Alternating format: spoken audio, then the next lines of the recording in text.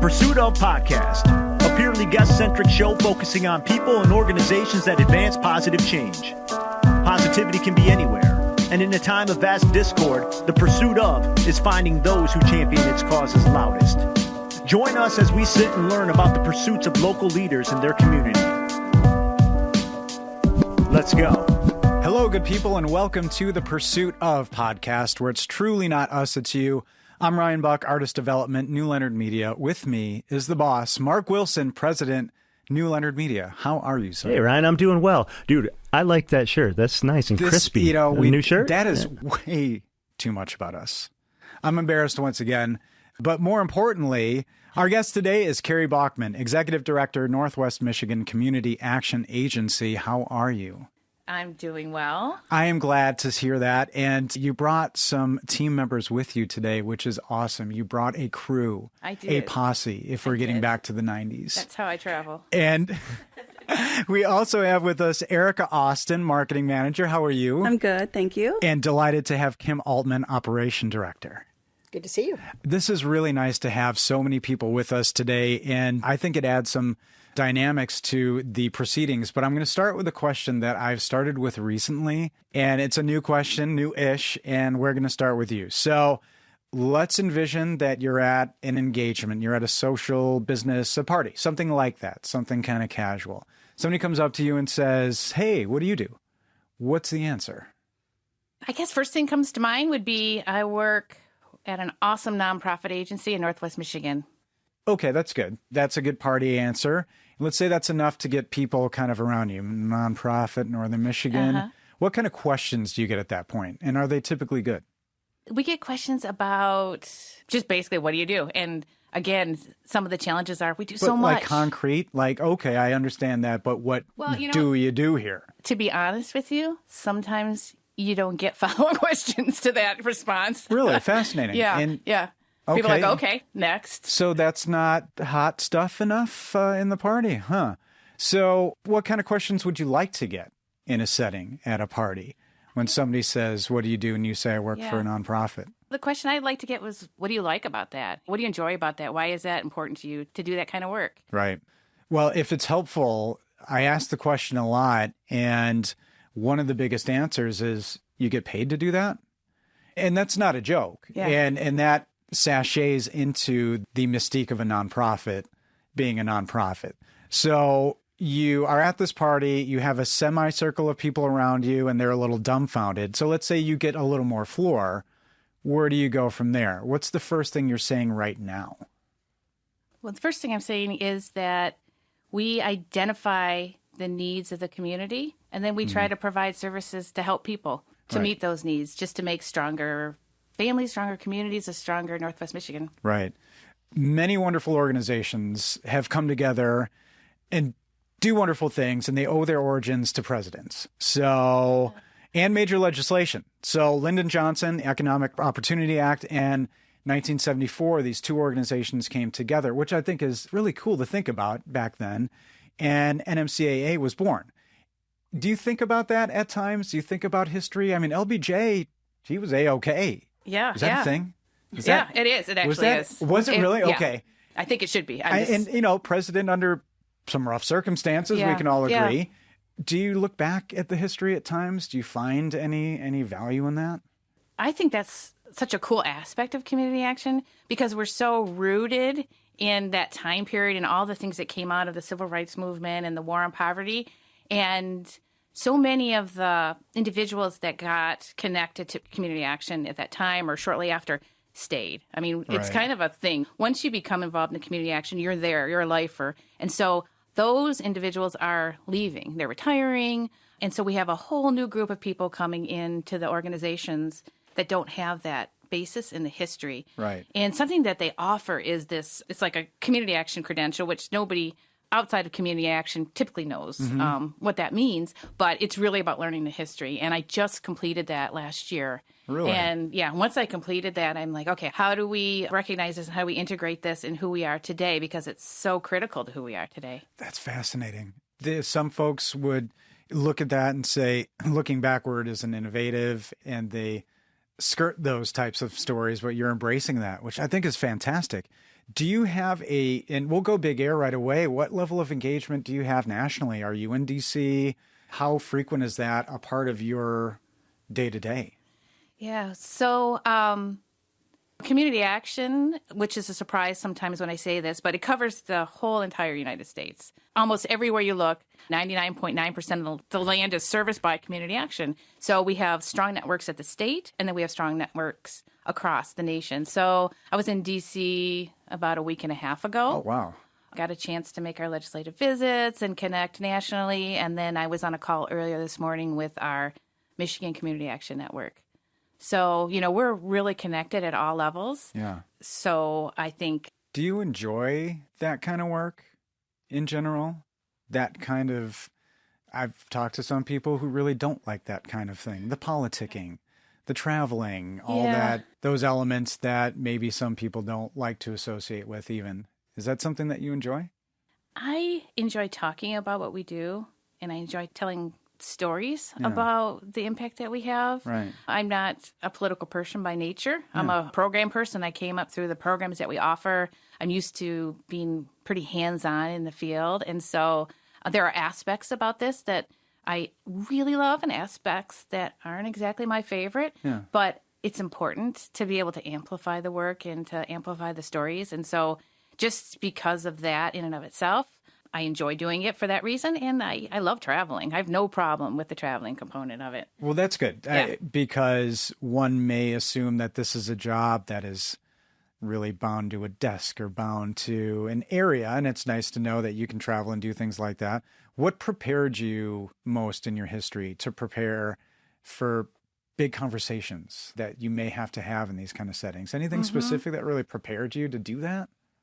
I would mention this morning that I was on a call with the Michigan Community Action Agency, and we kind of were talking about that same thing as executive directors and, what prepared us for certain aspects of leadership.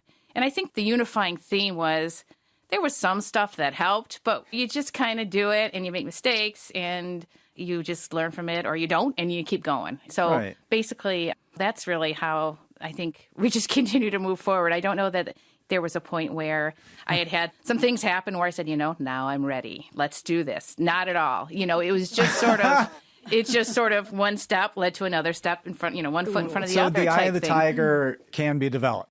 Yeah. With help, with guidance, any advice you'd give in that regard to who to seek out to really be that Miyagi type figure for you navigating those waters? Yeah. Well, I think there's so many examples of people who have leadership skills and do amazing things every day. So it's just recognizing that all around you and asking people about that, asking them about themselves. And then I think it's really important to have people around you closely that you trust, they trust you. And so if I said, did I sound really dumb when I said that? Or is this a good idea?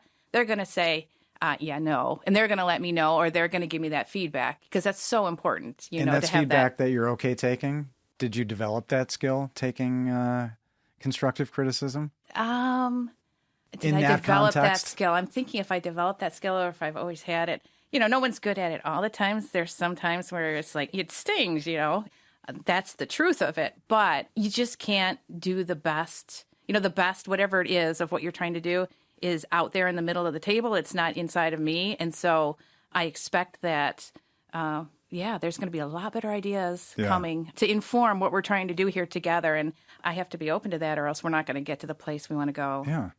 Bringing it back here locally, how good a handle do you think people have on all you offer the community? In all honesty, I think that's one of our challenges. And I think for a couple of reasons. One, we do a lot of stuff. We do preschool classrooms and home visiting, and we do home rehab, and we work in homeless prevention, and we do taxes. I mean, we can go on and on. We do lots of things. Right. So the people that touch our programs know us well. But sometimes I don't think that we pick up our heads from the work enough to broadcast what we're doing to the community, to talk about what we're doing. And so we're working really hard to do a better job at that, not only for the staff that are doing the work, but to let people know, hey, we're here. Reach out and, chances are, if you've got something that you would like assistance with, we can help you, we can connect you, just know that we're here for you. Well, that sounds like marketing. Yeah, meeting sure does. operations, rubber meeting the road. And that's a word that comes in that marketing and branding that sometimes seems like a dirty word, especially as it relates to, but it is a fact of life, right? It's part of the business and it's something you have to be cognizant of, right? Right. Is that something that you bring to bear to the table? Is that something that you enjoy as well? Because again, other tendencies of executive directors tend to be in one camp or the other as it relates to their enjoyment of marketing. I think if I was going to fall into one camp, I would be in the camp that enjoyed it.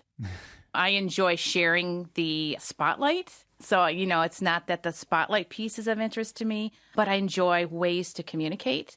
So much of our success and our ability to do our job depends on communication. That's always the issue, communication. And so this is just an aspect of that. And any ways that we can think of it, like today, being on a podcast, thinking about, we've had discussions about maybe we want to do a podcast within our own organization. Those kind of things are exciting. Yeah. Well, that's good because some may see them as work and not see that end result. And they are work, but it's nice that you can see that type of view. Are you kind of geared towards that, seeing the big picture first, or can you get mired in the little things to get you there? I think there's oftentimes so much that it's easy to get mired, but in terms of how I approach things, I am kind of a big picture thinker, an abstract thinker. Sometimes getting in the weeds, I just want to get out as fast as I can because that's not where I'm the most comfortable. But there are some times when you've got to do those things. So I just think recognizing that there's a balance to those different aspects. But in general, I like to look around me and try to make connections. I think that's one of the things I like most about this role is to be now in a space to really look at the work going on in our organization and in the broader community and make those connections about, okay, this connects to this and maybe we can find some synergies here, things like that. So I enjoy that space. I sometimes wish this was more visual. Your passion and your smile and the light in your eyes is truly authentic. So everybody should know that. But you are trained in a lot of this. You received your bachelor's in social sciences and your master's in education and sociology, both at Eastern Michigan. Yes. Long haul. Why stay? Just all your stuff was there? Just keep going? Why what? I'm sorry? Why stay at Eastern the whole time? Your stuff was there, you're set, yeah, and let's just keep going? Because that's wonderful. Yeah. Well, no, the reality was I was the first person in my family to go to college. And so I went to community college for a couple of years and I played soccer there for a couple of years and had a scholarship and then was able to move to Eastern. But I was working at the time too, so I was commuting. So I was living at home still, working in restaurants mostly, and going to school. And so I did that. In sports as well. In sports, yeah. And so I did that for my bachelor's degree and then went back and, worked as a graduate assistant. So it paid for my school and then was able to do the same thing for my master's degree. So that's why I stuck there. Well, as long back as you can articulate these concepts, for you, what was the dream, the plan, and the reality, as you talked about? Okay. The dream and the plan and reality. I did have a vision of becoming a writer. How old are we at this point? Oh, Where is this dream I would say early teens through early college. Right. And writer, probably lived in on a beach on the West Coast somewhere in some small, cottagey, quaint little place overlooking the water. And I probably turned out some really cool pieces during that time. And then the reality was... keep talking about that dream a little while longer. That was wonderful. Yeah, thank you. Yeah, I can stay there for a while. But the reality was I wasn't really sure exactly what I wanted to do at the time, like so many 18, 19, 20-year-olds.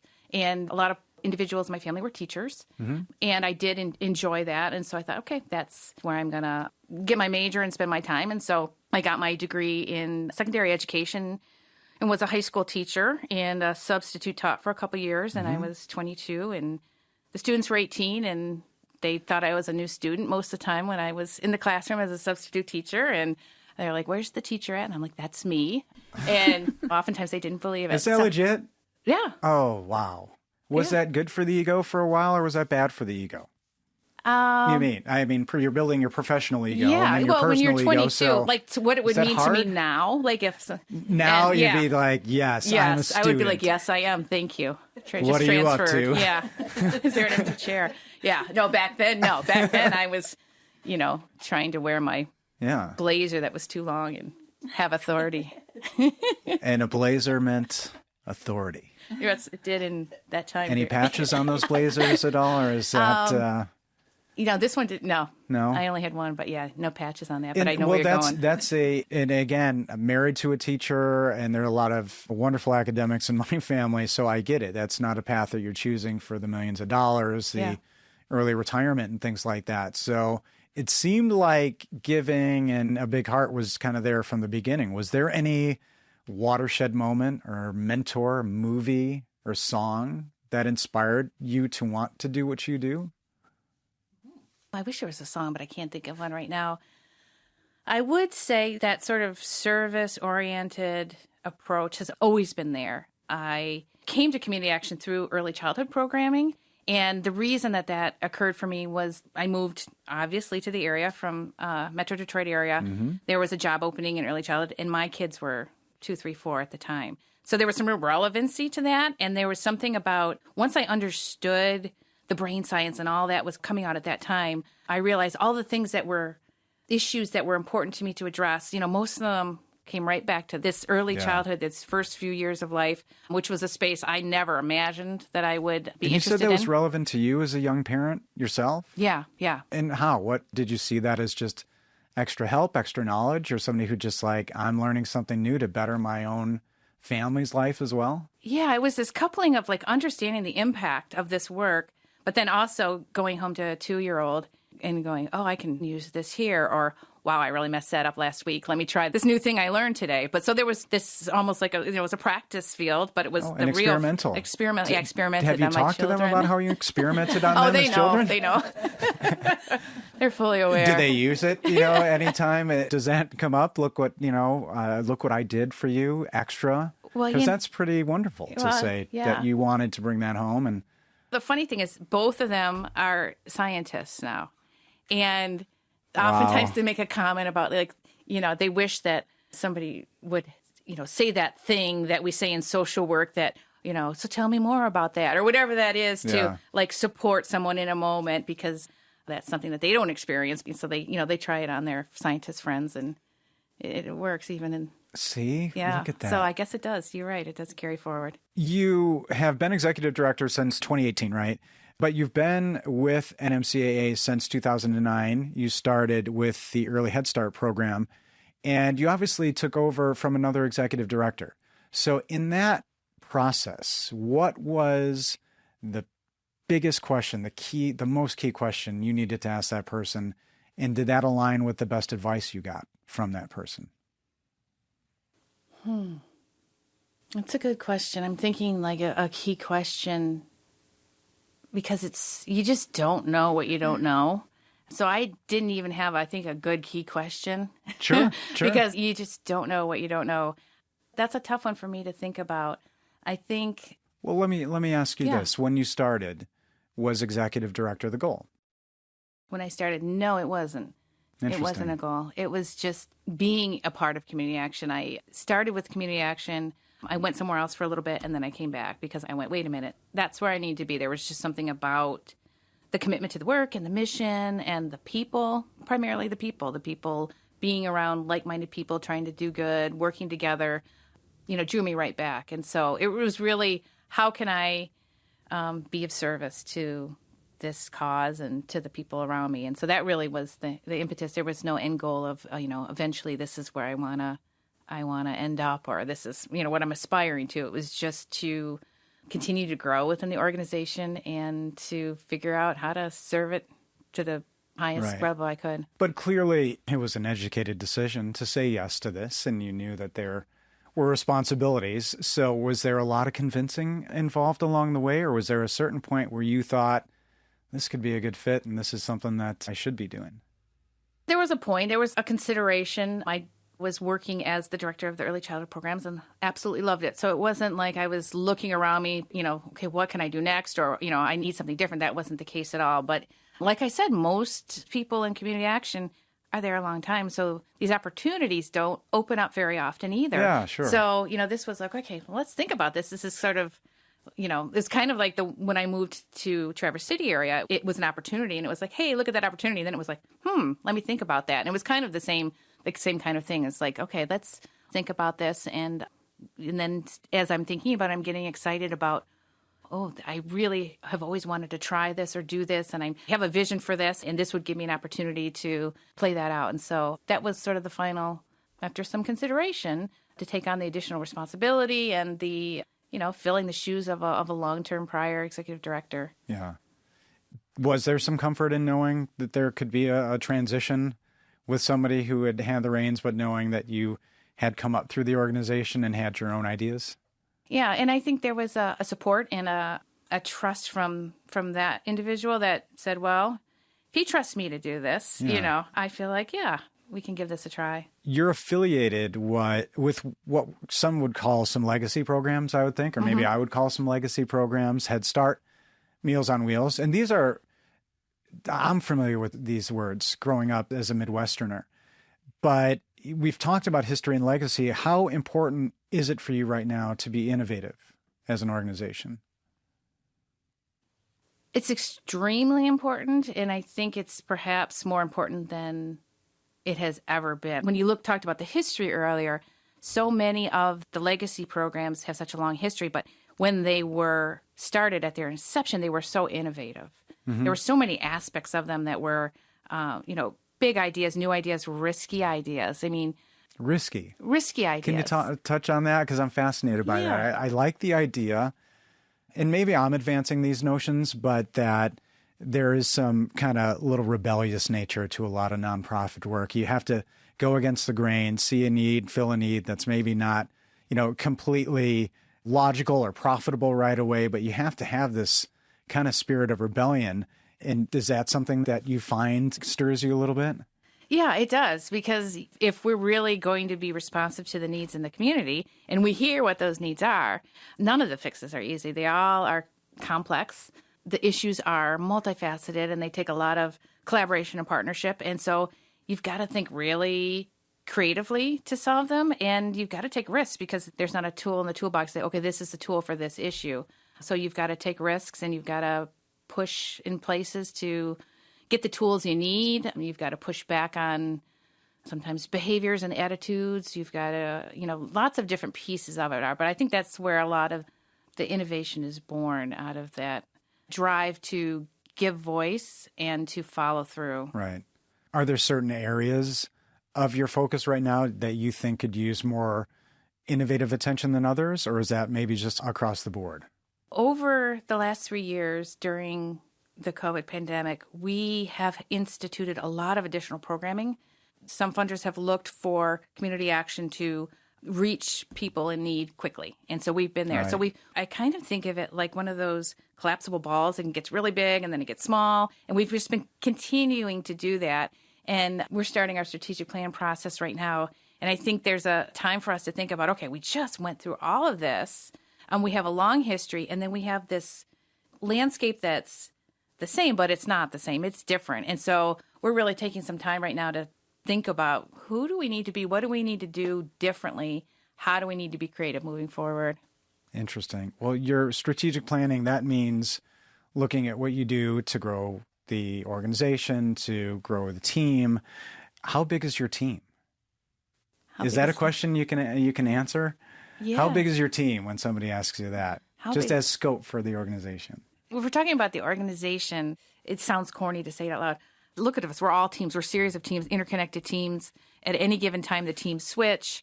And then we're all interconnected to groups in the community. We have 10 counties. And so it's just sort of exponential who the team is. So, we've got a strong core team of supervisors and managers, and we utilize them to be communication conduits and then to bring people together so we can hear from everybody in our organization. And so that's kind of what we've done with our strategic planning process. We're trying to approach it in lots of different ways to bring all the voices to the table, even though it's not feasible to bring. I mean, I guess it could be feasible, but it's a challenge that I'm not up for, to bring 330 people into a room and try to strategic plan at the same time. Well, it's probably been done, but what was at what cost to the people doing it mentally? You have a lot of partners, and it takes a lot of different hands and minds to do what you do. Homestretch Housing, Fifth Third Bank, Women's Resource Center. So a varied pantheon of partners. What for you is critical in a partner for NMCAA? So I think probably, just like I would answer internally, it's that commitment to work collaboratively and to think about complex issues, to pull people to the table, to hear other voices. It's just that shared commitment to the outcomes and the willingness to, it's difficult work and it's tricky, and to engage in it with the vision and the mindset and stick to it when the going gets tough, because it does. Right. And you do have to weather challenges together with partners. And what are your keys to working with partners when things can get tough, or maybe even missions can become opposed? Well, it's one thing I always try to do is be very transparent about my own approach to things or my own objectives, just so that I'm at least approaching the situation and then presuming positive intent. I think we are all in a space of challenging work, and we come to it with the intention of making a difference. And there's lots of factors that play into the interactions that happen, but just knowing that we have so many people in the community with such drive to make a difference. And I think it shows in our region and the things we're able to do. I mean, we're recognized in our other larger networks in the state as being an area that really works collaboratively together in a really unique way. Well, you've said community, collaboration a lot, and those are definitely inspiring words, but how do you see them as being tangible? Where is it tangible for you? Or when somebody asks you, where are you seeing the results of your work? What's something that pops to mind for you? I think about some of our partners that we work with and our ability to have difficult conversations with those partners, to have built that trust over time, to put things on the table and have those difficult conversations. I think about some of the work that we've done and some of the individual stories and the individual experiences of people that have been impacted by the work. To me, that's where the heart of it is. Yeah. And if you spend any time on the website, it is pretty staggering what you give through the website and the stories that you can experience. And it's hard not to be drawn in, especially when you look at services. You offer so much. Mm-hmm. Maybe it's more than you should. It's unbelievable what you offer. Not really, but the different things that you can give behind a particular mission. So what do you offer right now that you think is kind of overlooked? A service that you wish more individuals were aware of or families were aware of? I think to answer that question to start, I probably would start by saying the thing that's overlooked, I think, is that anyone can reach out to us and have a connection and have support for whatever the issue is, whether it's one of the many programs that we provide or whether we're connecting with someone in the community. My overall dream for the organization, and my dream is that, and I think it's the reality, and we work really hard. I know nothing's perfect, but we work really hard to make sure that, if nothing else, when someone reaches out to the organization, they're going to have a positive human experience. Bottom line, whether we can provide them with, meet the needs that they have. And to me, that's the most important thing, that there's respect and there's that positive human connection, that if something is happening, I know where I can call and have that experience. Right. Beyond that, it's hard to pick one program that's overlooked. Like you say, we have some programs that have lots of name recognition in the community. We've got Meals on Wheels. We've got Head Start. We also have financial management services. We have a whole bunch of different programs that if everybody struggles financially at one point in their life, whether it's trying to figure out a budget or repair a credit score.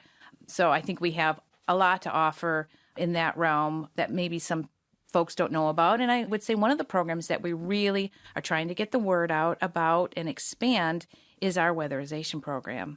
We've had a weatherization program for years, but there's a new focus and some additional funding to expand that. And so that's really part of our work, too, in the larger picture of the housing crisis. We do home rehab and we weatherize homes. So we can help people who are living in their homes but need some additional support to have a healthier and safer environment to live in through our programs. It feels like any news story that has bearing on the community that you may read in the ticker, you may read somewhere, you could probably be an assist with in some form or fashion. And that has to feel good. Do you feel like you are good serving your 10 counties, or are you at capacity? Do you feel like you can grow right now? Because you're ambitious, I could tell, and this is a group that I've met already of really impressive and intelligent people. Growth is natural, wanting to grow. So where do you feel your capacity for growth is right now? Do you have challenges with hiring like everybody else as well? Yeah. We're ready to grow. And like I say, like that flexible ball analogy, we've expanded really quickly. We have the capacity to do that. But yeah, like everybody else, staff recruitment is tough.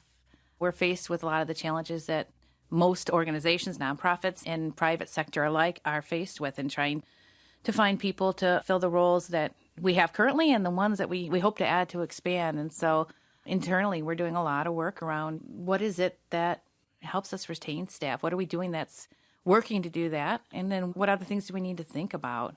Fascinating. You said, what are we doing to retain staff? Mm-hmm. And I think that's something that may get lost in the shuffle at times when everybody's trying to recruit. So you are conscious of creating a culture that people want to stay, and clearly it's working. There are individuals there for a long time. Is that something that you struggle with, is maintaining a culture when there are so many different programs or the traditional version of a culture?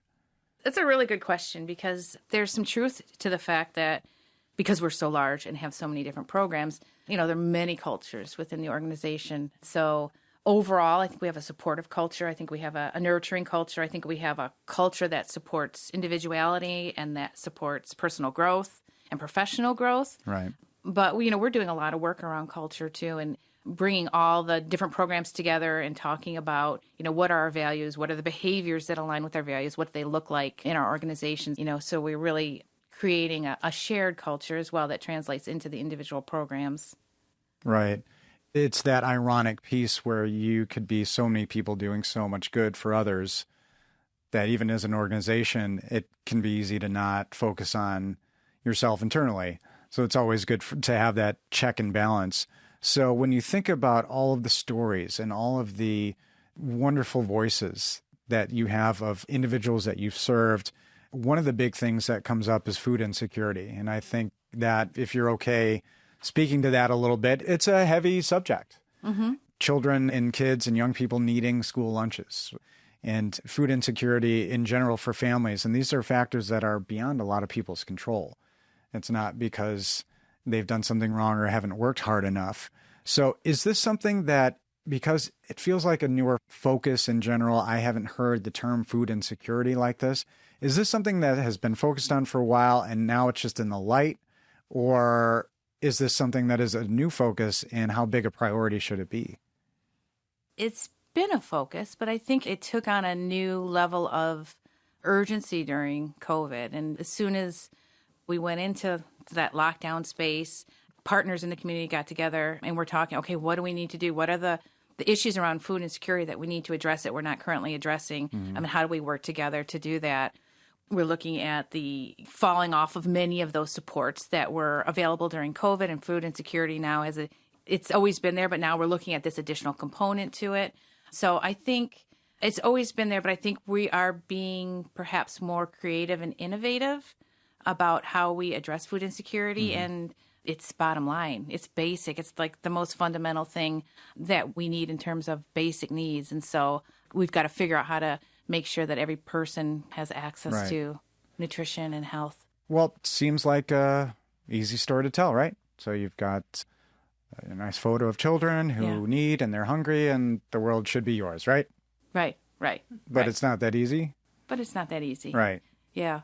So I'm going to take this opportunity. We have Kim is with us today, our Director of Operations, and food programs are sort of under her purview. Mm-hmm. And so she has been in the heart of many of these conversations that we've been having in the community about food insecurity and looking at the importance and expansion of our Meals on Wheels program. Mm-hmm. Isolation obviously was such a huge issue, and we had huge numbers of seniors that had to be isolated, and we had to figure out how to get food to them. So these programs, when the rubber hits the road, when we get hit with a crisis, whether it's COVID or something else, all of a sudden these core infrastructure pieces just are more important than ever. They're just vital. And so this was a big lesson in the importance of creating that strong infrastructure to support these basic needs and then making sure that they exist, because hopefully we won't be facing another COVID-19 crisis soon, Right. but there will be some, there's always something. There will Yeah. be a feeling of more preparedness. Yeah.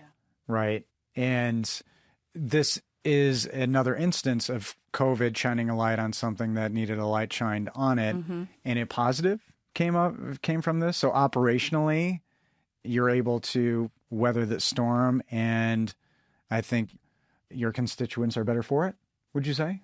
Oh, yes, absolutely. Right. I think one of the, I don't want to say good things about COVID, because there were, aren't that many, but it really was one of those things like Kerry was saying earlier, that we as a group that did different food programs got together and said, we need to be able to help people, and we need to. So often we don't want to be siloed, but we're siloed because we all do our own thing, and our funding says we have to do X, your funding says you have to do Y, and we just really got together and went, okay, we're all in the business of making sure at the end of the day people who are hungry get food, and how do we do that? And as a community action agency, that was one of the great things. We were leaders in being able to do that through Meals on Wheels. We had 2 days to turn around and get meals to seniors. And then what did that look like? Oh, so you've got a couple of stories of like by your collar, Absolutely. just getting it done. Yeah, absolutely. And there's more to Meals on Wheels, right? Because as you make these deliveries, there's a certain element of wellness checks on individuals. I mean, this is serious business. And, we're not a heavy show, but why not say this is very serious? This is people's health, and not saying it could be life and death, but certainly contributing to that arena, right? Yeah. So Absolutely. what's something right now that you're excited about in the world of trying to reduce food insecurity? Is there anything right now that you can share that in your arena that you're excited about? Any positive news? I think just the fact that all of us got together and we're still communicating and still trying to work as a group. Right. We're not so many things that happened with COVID. It's like, okay, we're back to normal. You can't see my air quotes. But, Yeah, right. and I think that piece of it is just great. And as you were mentioning with the senior piece of it, just the senior being able to be in their home where they feel safe and secure, as opposed to necessarily having to go to an assisted living home or in a hospital, and the impact of those costs that we're helping to alleviate by being able to help them stay in their homes where they feel more comfortable, and the community uses those funds for other things. Right. So, all those things are important. But yes, kids getting meals. I mean, at the end of the day, like Kerry said, this is just basic. This is just basic. Food and shelter are basic needs that no one should have to worry about, especially in a country like ours. In child development, there's a lot that goes into this. This is, being poorly nourished. You can't develop well. You can't focus in schools. There's child care challenges that face our community. And looking at child development, it's fairly ironic that some of the things that you help adults with used to be taught in schools, I guess. So there is that. But when you look at some of the things that go into child development for you, where do you draw the line at where things should be taught at home, where things should be taught at school, and where you all fit in? How do you find that harmony between all those elements for kids? Like I mentioned, this is sort of the path that I came up through with community action completely unintentionally, but it was because of the draw of the reality of the importance and the impact. And I think, as you mentioned earlier, when I first came to community action, I was working in the early Head Start program, so that's prenatal to 3. And, so much of that is about just understanding what's going on in that brain development capacity and helping articulate that, and really recognizing parents as their child's most important teacher. And I think there's an informational piece. There's that child development piece that we have so much more knowledge about now that we didn't have before. But there's also just being a parent is tough. And so having someone to cheerlead you and to be able to say, you're doing good. Did you see what your child just did? You're doing a really good job. Just that relational piece is so important too, to break down isolation and then to understand in a very holistic way, how is the family doing? What are some supports? Is there food insecurity that we can help address? And so it's really a holistic approach that translates into the preschool classroom in the same way, working with families and working with children. So in that way, it's very comprehensive and holistic in the approach, because it's all about how do we support you? How do we support you in supporting your child? What information do you need? What resources do you need? So delineations between school and home, they just sort of fall away because it's all about supporting that child. And the parents are there to do that. The teachers are there to do that. The home visitors are there to do that. And That's there for everyone. There for everyone, yes. Well done. And I realized that maybe was a tricky question. And I said this wasn't like a hard-hitting show, but I think it's fascinating in illuminating how you customize. I believe when you look into some of the programming, you will customize care and education paths for families and children. And I think that's wonderful. Is that something that will continue, that is important to you? Is that customization of these things? Because it's got to be harder to do it. It must be, right? Going back to the history again, that's at the heart of it. I mean, that's at the heart of who we are. It's about, we've got some things we can do, but it's really about the people that we're working with. Where do you want to go? What is it that you think you need, you want? We're empowering. So we're empowering individuals and families to make the choices that they need to make. Right. And we can come alongside and support. And so in that way, it's who we are. So it's not even, if there's a challenge, like, sometimes it would be easier just to XYZ. But I think most of the time for most of us, we don't even go there because that's not the place that we're coming from. Wow. Way back in the 60s when Head Start was created. It's a program that has evolved a little bit as far as what the mind and education works. But, the basic core of healthcare, kids have to come to school, being able to see, being able to hear, and getting that health care that they need to just sit in the classroom, that nourishment that they need to be able to sit there and learn. That's at the core of what Head Start is all about. And that hasn't changed. And I think that's an amazing thing that really we don't talk about that much. It's just that back in the 60s, the hippie days. Hey, that's okay to start with back in the 60s because usually something awesome follows. Typically. You're right. You're right. Yeah. And I just think it's that community action. So it's about the community, and it's about giving voice to the community to say what it is that they need, and then empowering people in the community to move the vision forward. Right. It's really, again, it sounds corny, but it's not about us. Yeah. And that is a powerful message, but one that does shine light on some realities, right? So we're in the shadow of resorts and ski hills and second and third homes and all the other things that people do enjoy about our area, but there's an economic divide and there are barriers that families and children face that I think would shock some people who maybe even come here and leave and just don't know. So is this a tough message for you to amplify at times when it's kind of contrary to the PR message around us? Or do you find this is a community that really does support, even the harder conversations like you said? Is this still a message that's easy for you to amplify? Well, I think when I think of community, I think about the people that we work with every day and the people that are here every day doing the work. And so, in that way, I think it's well understood. I think from the outside, a lot of times, if you're looking at funders or if, you're looking at other organizations that are saying, well, you're in Traverse City, so you don't understand this. So I think it's, a lot of times it's the outside perception to a large degree, not to say that that doesn't also exist internally.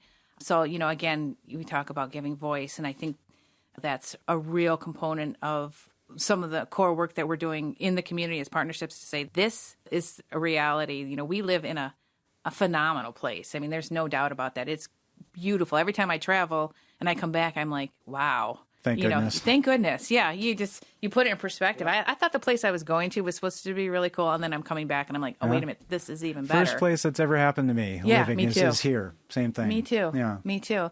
But just because that's the case doesn't mean that there isn't, suffering going on. And you think about some of the additional challenges that happen just because of that reason. Some of, we know the cost of housing, and we know that people have to live very, very far away, often from their jobs, and that's a huge transportation issue. So there's other factors that come into play if you're struggling in any capacity. I mean, we know that when we look at the ALICE numbers living below the basic needs threshold, that there's a large portion of our community that is barely making it, and it's tough. And so I think in some ways that ALICE number really, really highlights, I think, the reality in that it's not easy.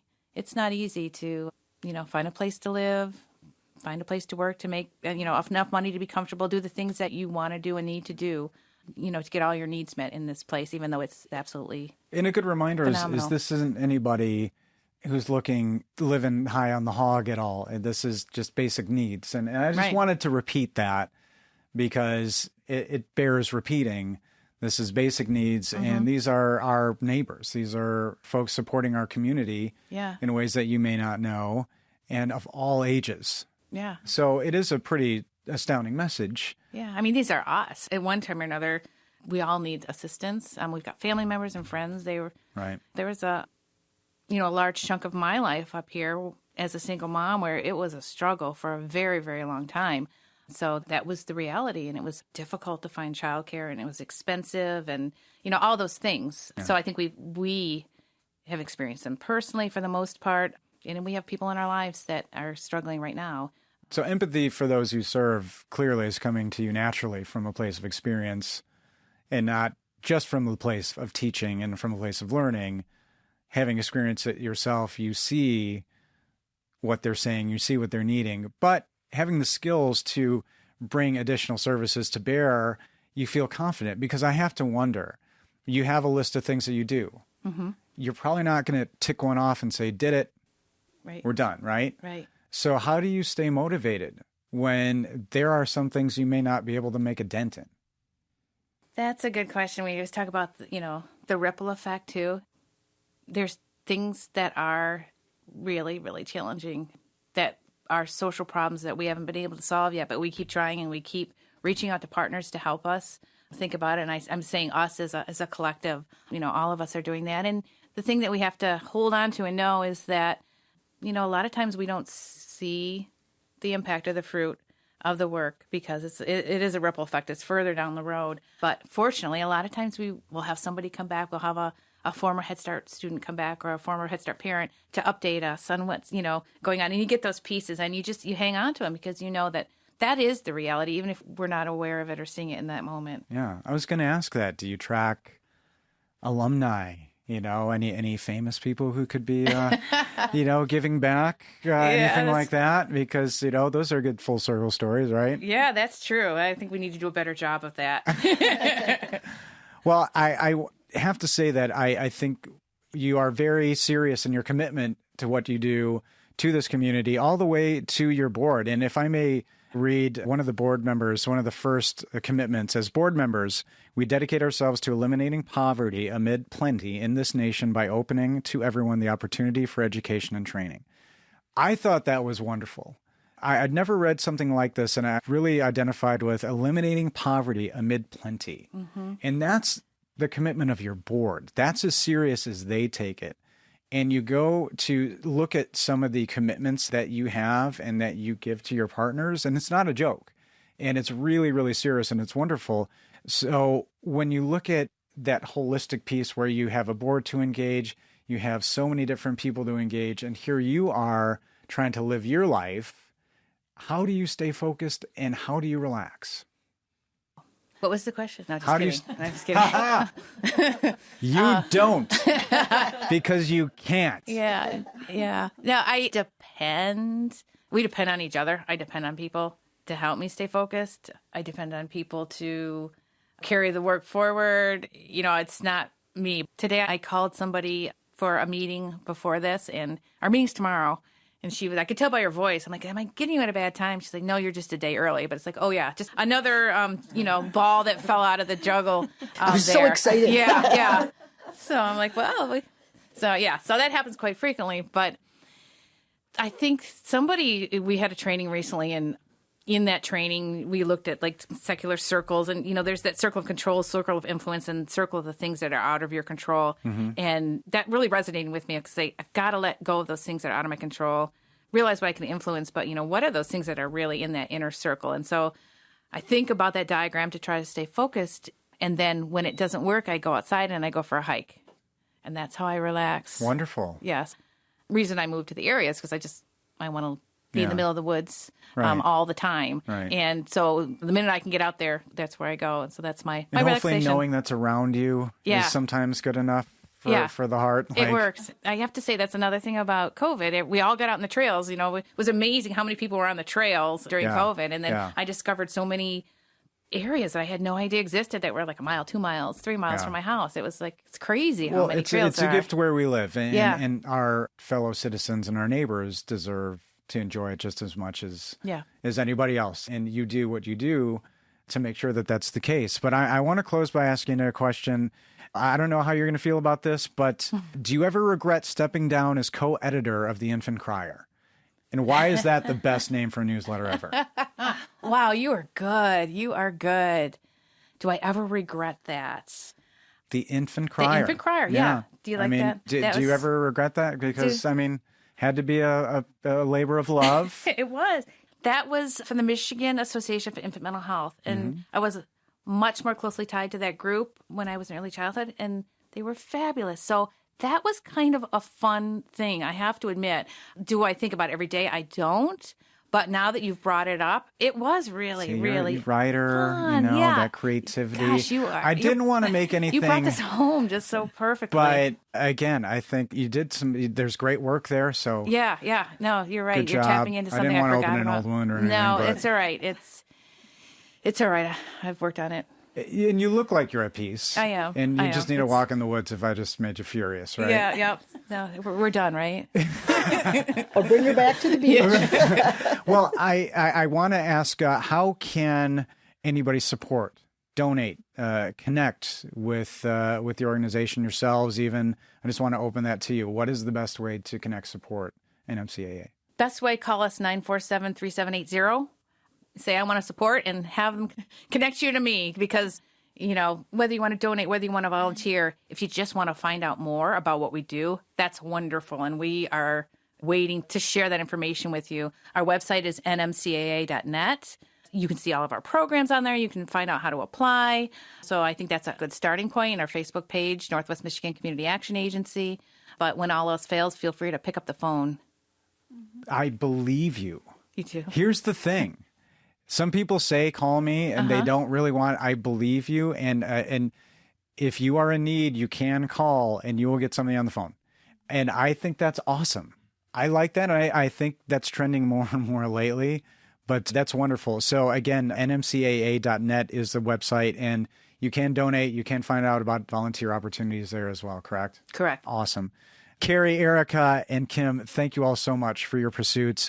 And to all those pursuing with you, giving individuals and families and our neighbors in need the tools and resources to live and thrive with dignity and respect, and hopefully a little happier and healthier. Well, thank you. Oh, it is our pleasure. Thank you. This was fun. This is our first podcast. So well, nobody could tell because you are really, really good at it. Yeah. No, we appreciate it. It was our pleasure. And to all of our listeners, thank you all for listening, and thank you for pursuing the positive.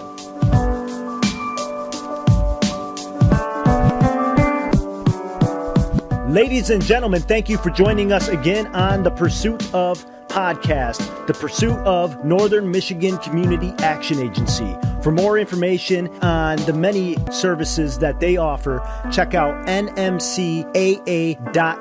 And for those of you that don't already know, NMCAA does have a podcast. Check out The Collective Us, an NMCAA podcast. And as always, for all audio, video, podcast production related inquiries, check us out at newleonard.com.